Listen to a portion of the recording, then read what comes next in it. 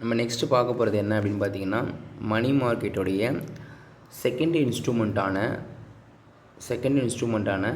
Certificate of deposits தான் பார்க்க போகிறோம். அந்த சர்டிஃபிகேட் ஆஃப் டெபாசிட் அப்படிங்கிறது என்னென்னா சிடி அப்படின்னு கூட நம்ம சொல்ல முடியும். இது ஒரு விதமான ஷார்ட் டேர்ம் டெபாசிட் இன்ஸ்ட்ருமெண்ட் தான். இதை யார் நமக்கு இஷ்யூ பண்ணுறாங்க அப்படின்னு பார்த்தீங்கன்னா, பேங்க் அண்டு ஃபினான்ஷியல் இன்ஸ்டிடியூஷன்ஸ். யார் நமக்கு இதை இஷ்யூ பண்ணுறாங்க அப்படின்னு பார்த்தீங்கன்னா, பேங்க்காக இருக்கலாம், இல்லை ஃபைனான்ஷியல் இன்ஸ்டிடியூஷனாக இருக்கலாம். எதுக்காகனா அவங்களுடைய மணியை அவங்க ரைஸ் பண்ணிக்கிறதுக்காக, லார்ஜ் அமௌண்ட்டாக மாற்றிக்கிறதுக்காக தான் என்ன பண்ணுறாங்கன்னா அவங்க இந்த இன்ஸ்ட்ருமெண்ட்டை இஷ்யூ பண்ணுறாங்க. So certificate of deposit issued from of usance promissory note. எப்படி இதை இஷ்யூ பண்ணுவாங்க அப்படின்னு பார்த்தீங்கன்னா, இந்த ப்ராமிசரி நோட் மூலயமா தான், இது ஒரு கடனீட்டு பத்திரம் அப்படின்னு சொல்லலாம். அப்போ அது மூலயமா தான் அவங்க மறுபடியும் இஷ்யூ பண்ணி ஒவ்வொரு கம்பெனியும், ஒவ்வொரு பேங்க்கும், ஒவ்வொரு ஃபினான்ஷியல் இன்ஸ்டியூஷனும் அதனுடைய ஃபண்டை ரைஸ் பண்ணிக்கிறதுக்காக இஷ்யூ பண்ணக்கூடிய ஒன்று தான் சர்டிஃபிகேட் ஆஃப் டெபாசிட் அப்படின்னு சொல்கிறாங்க. ஸோ இது they are easily convertible in nature are marketable from having the particular face value and மெச்சூரிட்டியில் இதனுடைய ஃபேஸ் வேல்யூவில் என்ன பண்ணிக்கும் அப்படின்னு பார்த்தீங்கன்னா, ரொம்ப ஈஸியாக கன்வெர்ட் பண்ணிக்க முடியும் அப்படின்னு சொல்கிறான். அது மட்டும் இல்லாமல் ரொம்ப ஃப்ரீயாக ஒரு பார்ட்டிக்கு இன்னொரு பார்ட்டிக்கு இடையில் என்ன பண்ணிக்க முடியும், இந்த சர்டிஃபிகேட் ஆஃப் டெபாசிட்டை மாற்றிக்க முடியும். ஈஸியாக ஒவ்வொருத்தரோட என்ன பண்ணிக்க முடியும்னா ட்ரான்ஸ்ஃபர் பண்ணிக்க முடியும். அப்படி ட்ரான்ஸ்ஃபர் பண்ணிக்கிறதுனால இது என்ன ஃபீச்சர்ஸில் வருது, ரொம்ப ஈஸிலி ட்ரான்ஸ்ஃபரபிள் அப்படின்னு சொல்கிறதுனால இது ஒரு நெகோஷியபிள் ஃபியூச்சர்ஸில் வருது. அப்படி சொல்கிறதுனால இந்த சர்டிஃபிகேட் ஆஃப் டெபாசிட் நம்ம என்ன சொல்கிறோம் அப்படின்னு பார்த்தீங்கன்னா, ஒரு நெகோஷியபிள் சர்டிஃபிகேட் ஆஃப் டெபாசிட் அப்படின்னு சொல்கிறோம். ஒரு கம்பெனியோ, ஒரு பேங்க்கோ, ஒரு ஃபினான்ஷியல் இன்ஸ்டியூஷனோ ரொம்ப ஈஸியாக அதை மாற்றிக்குது அப்படின்னு சொன்னால் அதுக்கு பேர் நெகோஷியபிள் சர்டிஃபிகேட் ஆஃப் டெபாசிட் அப்படின்னு சொல்கிறோம். ஸோ இங்கே யாரெல்லாம் இஷ்யூஸாக இருப்பாங்க அப்படின்னு பார்த்தீங்கன்னா, இங்கே பொறுத்த வரைக்கும் கமர்ஷியல் பேங்க் இஷ்யூஸாக இருக்கும், இல்லை ஃபினான்ஷியல் இன்ஸ்டியூஷன்ஸ் இஷ்யூஸாக இருக்கும். இங்கே யார் சப்ஸ்கிரைபர் பண்ணுவாங்க, யார் இதை மறுபடியும் வாங்குவாங்க அப்படின்னு பார்த்தீங்கன்னா, certificate of deposit are available for subscription by individuals, corporations, trust, association and NRI. It is in the document title of the time of deposit. Time of depositல அந்த குறிப்பிட்ட நேரத்துக்குள்ளார நம்ம அதை வாங்கி தான் தீரணும். அப்போது it is a bearer certificate and it's negotiable in the market. இப்போ அதான் சொல்லியாச்சு, இது ரொம்ப ஈஸியாக மாற்றிக்க முடியும் அப்படிங்கிறதுனால நம்ம இதை நெகோஷியபிள் அப்படின்னு சொல்கிறோம். இது ஒரு மாற்று முறை ஆவணம் அப்படின்னு நம்ம சொல்லலாம். இப்போ இதனுடைய ஃபீச்சர்ஸ் என்னென்ன அப்படின்னு பார்த்தீங்கன்னா, ஃபஸ்ட்டு ஃபீச்சர்ஸ் அப்படிங்கும்போது document of title to the time deposit. First features என்ன தான் சொல்கிறோன்னா, இது டைம் டெபாசிட் பீரியடில் நம்மளால் டைட்டில் பண்ணிக்க முடியும். ஸோ அடுத்தது இது ஒரு அன்செக்யூர்ட் நெகோஷியபிள் இன்ஸ்ட்ருமெண்ட், பாதுகாப்பு இல்லாத ஒரு மாற்று முறை ஆவணம் அப்படி சொல்கிறோம். ஸோ அடுத்தது freely transferable by endorsement and delivery. ஈஸியாக ஃப்ரீயாக என்ன பண்ணிக்க முடியும் அப்படின்னு பார்த்தீங்கன்னா, மேலெழுதவும் முடியும், அதை டெலிவரி பண்ணிக்கவும் முடியும்.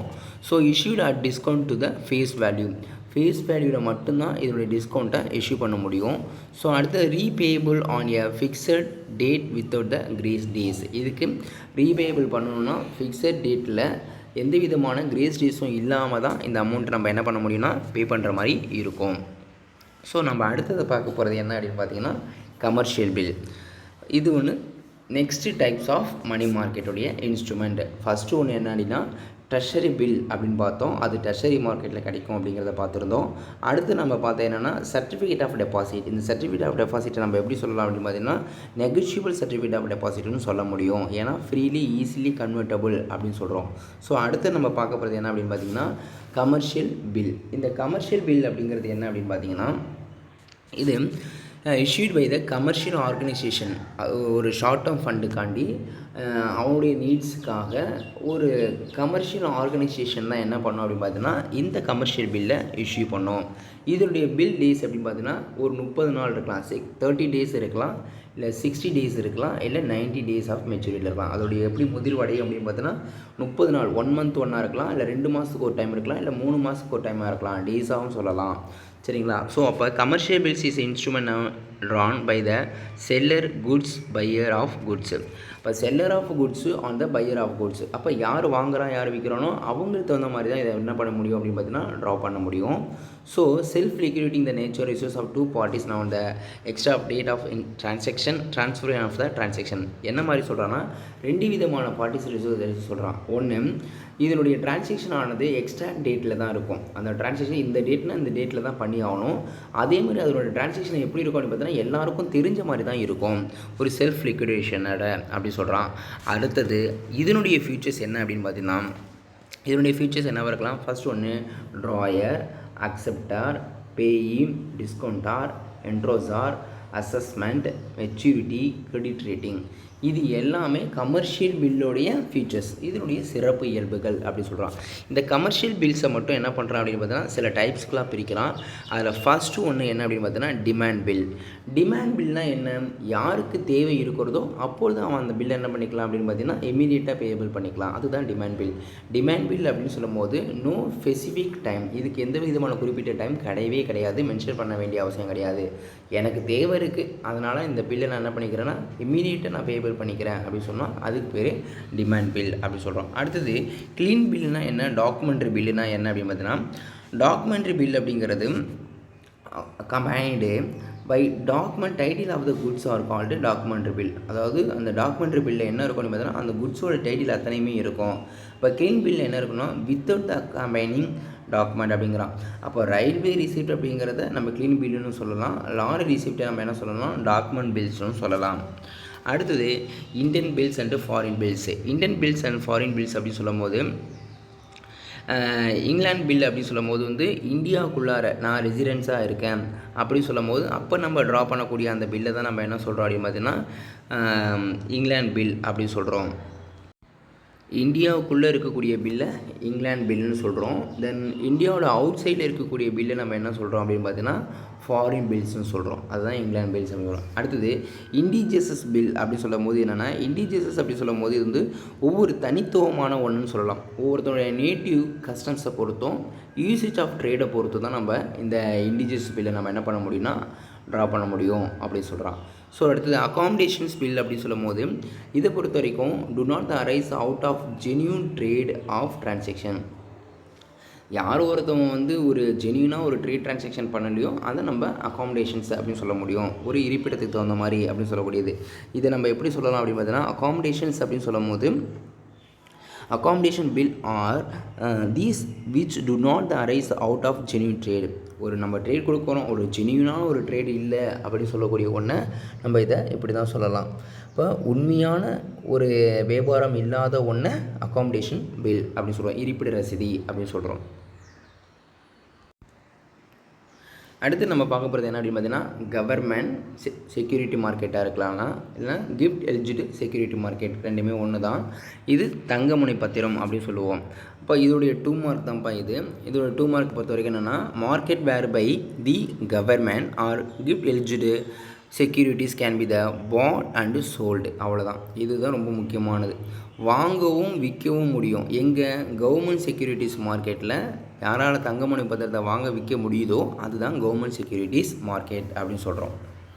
ஸோ கவர்மெண்ட் கிஃப்ட் எலிஜிபிள் செக்யூரிட்டிஸை பொறுத்த வரைக்கும் இதில் என்ன இருக்குது அப்படின்னா 2 விதமான பர்பஸில் சொல்கிறான். ஒன்று மெச்சூரிட்டி அப்படிங்கக்கூடிய ஒன்றும், இன்னொன்று நாட் மெச்சூரிட்டட் அப்படிங்கக்கூடிய, அதாவது ரெண்டுமே என்ன பண்ண முடியும்னா ரீஃபண்ட் பண்ண முடியும் அப்படின்னு சொல்கிறான். ஒன்று பீரியடு முடிஞ்சிருக்கலாம், இல்லை பீரியடு முடிகிறதுக்கு உள்ளே கூட நம்ம என்ன பண்ணிக்க முடியும் அப்படின்னு பார்த்தீங்கன்னா ரீஃபண்ட் பண்ணிக்க முடியும். அது மட்டும் இல்லாமல் என்ன பண்ணிக்க முடியும்னா நம்மளுடைய ஃப்ரெஷ் கேஷ் என்ன பண்ணிக்க முடியும்னா ரைஸ் பண்ணிக்க முடியும். இதுதான் வந்து government of gift eligible securities அப்படின்னு சொல்கிறோம். இப்போ இதனுடைய கேரக்டரிஸ்டிக்ஸ் இருக்குது. இதனுடைய கேரக்டரிஸ்டிக்ஸில் ஃபஸ்ட்டு பாயிண்ட் என்னென்னா ஏஜென்சிஸ். ஏன் அப்படி சொல்கிறோன்னா கவர்மெண்ட்டே ஃபுல்லாக இதுக்குள்ளார நமக்கு வர்றதுனால இது ரொம்ப பாதுகாப்பாக ஒன்றா இருக்கும், சேஃபான ஒன்றா இருக்கும் அப்படின்னு சொல்கிறோம். ஃபஸ்ட்டு ஏஜென்சிஸ் அப்படிங்கும்போது யார் இந்த கவர்மெண்ட் செக்யூரிட்டிஸ்க்கு ஏஜென்சிஸாக இருக்க முடியும் அப்படின்னு பார்த்தோன்னா ஃபஸ்ட்டு சென்ட்ரல் கவர்மெண்ட்டாக இருக்கும், ஸ்டேட் கவர்மெண்ட்டாக இருக்கும். அடுத்தது செமி கவர்மெண்ட் அத்தாரிட்டிஸாக இருப்பாங்க, இல்லைனா லோக்கலில் உள்ள கவர்மெண்ட் அத்தாரிட்டிஸாக இருப்பாங்க. Municipalities, autonomous institutions such as metropolitan authorities, port of trust, இதெல்லாமே கவர்மெண்ட் சம்மந்தப்பட்ட அத்தனையுமே இதுக்கு ஏஜென்சியாக தான் இருக்கும். அவங்க தான் என்ன பண்ண முடியும்னா இந்த கிஃப்ட் எலிஜிபிளை இஷ்யூ பண்ண முடியும். ஸோ அடுத்தது ஆர்பிஐ ஸ்பெஷல் ரோல். ஆர்பிஐயோட ஸ்பெஷல் ரோல் என்ன அப்படின்னு பார்த்தீங்கன்னா purchase and sale of securities. இந்த சேல்ஸை மானிட்டரி மேனேஜ்மெண்ட் பண்ணி பார்ட்டாக என்ன பண்ண முடியும்னா ஸ்பெஷல் டேக்ஸ் எடுத்து ஆக்டிவ் ரோலாக, அதாவது வாங்கவும் விற்கவும் ஒரு வாய்ப்பை ஏற்படுத்தி கொடுக்கும். அடுத்தது நேச்சர் ஆஃப் செக்யூரிட்டிஸ். இதோடைய பாதுகாப்பு நம்ம சொல்லணும். கவர்மெண்ட் அப்படின்னு சொன்னாலே நமக்கு சேஃப் தான், அதில் எந்த விதமான அச்சமும் வேண்டாம். இப்போ இங்கே என்ன பண்ண முடியும் அப்படின்னு பார்த்தீங்கன்னா இன்வெஸ்ட்மெண்ட் பண்ண முடியுது கேரண்டடாக. ஏன் அப்படின்னு பார்த்தீங்கன்னா அந்த கேரண்டியில் பண்ணும்போது இன்ட்ரெஸ்ட்டும் சரி ரீபேமெண்ட்டும் கவர்மெண்ட் பண்ணி தருது. அதை விட பிரின்சிபல்ஸ் அமௌண்ட்டையும் என்ன பண்ணி கொடுக்குதுன்னா கவர்மெண்ட் கட்டி கொடுக்குது அப்படின்னு சொல்லலாம். அடுத்தது லிக்விடிட்டி ஆஃப் ப்ரொஃபைல். இதை பொறுத்த வரைக்கும் என்ன சொல்கிறேன்னா இதோட லிக்விடிட்டி ப்ரொஃபைல் அப்படிங்கிறது எப்படி இருக்கும் அப்படின்னு பார்த்தீங்கன்னா ரொம்ப ரொம்ப வேரியஸஸாக இருக்கும் போது liquidity profile securities issued by the central government ரொம்ப ஹை லெவலில் நமக்கு லிக்விடிட்டி கிடைக்குது அப்படின்னு சொல்கிறோம். ஸோ அடுத்தது டேக்ஸ் ரெபேட்டல்.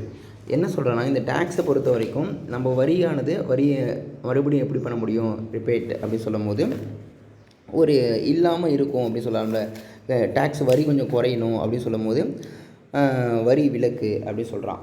அப்போ striking futures of securities offer wild range the tax incentives இன்வெஸ்டர்ஸ்க்கு எப்படி இருக்குது அப்படின்னு சொல்கிறான்னா அதோடைய ஆஃபரு பரந்ததாக இருக்குது, கொஞ்சம் பெரிய லெவலில் நமக்கு இருக்குது அப்படின்னு சொல்கிறான்.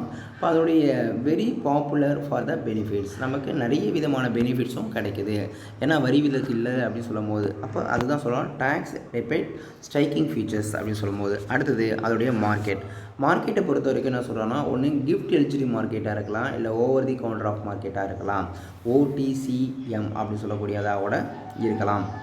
இப்போ இது இப்போ செப்பரேட்டாக என்ன பண்ணி கொடுக்குறான் அப்படின்னு பார்த்தீங்கன்னா நெகோஷியேட் பண்ணி கொடுக்குறான். அது மட்டும் இல்லாமல் 2 செக்மெண்ட்ஸ்லையுமே கொடுக்குறான். ஒன்று ப்ரைமரி மார்க்கெட்லேயும் கொடுக்குறான், இன்னொன்று செகண்டரி மார்க்கெட்லேயுமே கொடுக்குறான். என்ன பண்ணிக்க முடியும், இதை நம்ம எதில் வேணாலும் பர்ச்சேஸ் ஆர் சேல்ஸ் பண்ணிக்க முடியும் அப்படி சொல்கிறான். அடுத்தது அதோடைய ஃபார்ம்ஸ். என்ன மாதிரியான ஃபார்ம்ஸ் இருக்கும் கவர்மெண்ட்டை பொறுத்த வரைக்கும் அப்படின்னு பார்த்தீங்கன்னா ஃபஸ்ட்டு ஒன்று என்ன அப்படின்னு பார்த்தீங்கன்னா இன்ஸ்கிரிப்டு ஸ்டாக்காக இருக்கலாம், இல்லைன்னா அல்லது ஸ்டாக் சர்டிஃபிகேட், ரெண்டுமே ஒன்றா தான் இருக்கும். இது வந்து சென்ட்ரல் ஸ்டேட் கவர்மெண்ட்ஸோடைய ஃபார்ம்ஸு. அடுத்தது ப்ராமிசரி நோட்டு இல்லை பேரர் பாண்ட். இப்போ இது எல்லாமே ஸ்டாக் சர்டிஃபிகேட்டோடைய ரீநேம் என்ன அப்படின்னு பார்த்தீங்கன்னா இன்ஸ்கிரிப்டு ஸ்டாக் அப்படின்னு சொல்லலாம். ஸோ அடுத்தது பார்ட்டிசிபேஷனை பொறுத்த வரைக்கும் யார் பார்ட்டிசிபேஷன் பண்ண முடியும் அப்படின்னு பார்த்தீங்கன்னா government sectors company, central or state government தான் இங்கே பார்ட்டிசிபேஷன் பண்ண முடியும். நெக்ஸ்ட் ஒன்று என்னென்னு பார்த்தீங்கன்னா ட்ரேடிங்கை பொறுத்த வரைக்கும் என்னவாக இருக்கும் அப்படின்னு பார்த்தீங்கன்னா இங்கே எப்படி ட்ரேட் பண்ணுறாங்க அப்படின்னு பார்த்தீங்கன்னா செகண்டரி மார்க்கெட்டில் நேரோ, ஸ்மால் அண்டு லெஸ் ஆக்டிவில் ட்ரேடிங் பண்ணுறாங்க. இந்த கவர்மெண்ட் பொறுத்த வரைக்கும் கொஞ்சம் கொஞ்சமாக கூட கொடுக்குது, இல்லை ரொம்ப குறுகிய அளவில் கொடுக்குது, இல்லை குறைந்த இதில் கொடுக்குது அப்படின்னு சொல்கிறாங்க நம்ம கவர்மெண்ட் அப்படிங்கிறது. அப்போ purchase of sale government securities எப்படி இருக்கும் அப்படின்னா ஸ்டாக் எக்ஸ்சேஞ்ச் பார்ட்டிசிபேட் பண்ணக்கூடிய அந்த ட்ரேடிங்கில் நேரோ, ஸ்மால் அண்டு லெஸ் ஆக்டிவாக இருக்கும் அப்படின்னு சொல்கிறான். ஸோ அடுத்தது இஷ்யூ மெக்கானிசம்ஸ். இங்கே இஷ்யூ மெக்கானிசம்ஸ் பொறுத்த வரைக்கும் என்ன இருக்குது அப்படின்னு பார்த்தீங்கன்னா அண்டர்டேக்ஸு RBI ஆனது இந்த BDO அப்படின்னு சொல்லக்கூடிய பப்ளிக் டெப்ட் ஆஃபீஸ் மூலயமா என்ன பண்ணி கொடுக்குதுன்னா கவர்மெண்ட் இஷ்யூ பண்ணி அதை சரி பண்ணி கொடுக்குது அப்படின்னு சொல்கிறான். Issue of opening. இதோடைய ஓப்பனிங் எப்படி இருக்கும் அப்படின்னு பார்த்தீங்கன்னா few days before public subscription இன் ஓப்பனாக ஒரு நாளைக்கு முன்னாடியே எல்லாருக்கும் நோட்டிஃபிகேஷன் வந்துடும் அப்படின்னு சொன்னான்.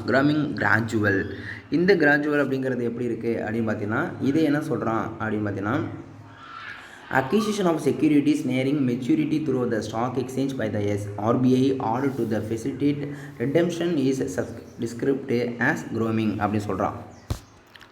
என்னது அப்படின்னு பார்க்கும்போது என்னதுன்னா மெச்சூரிட்டி பீரியட்.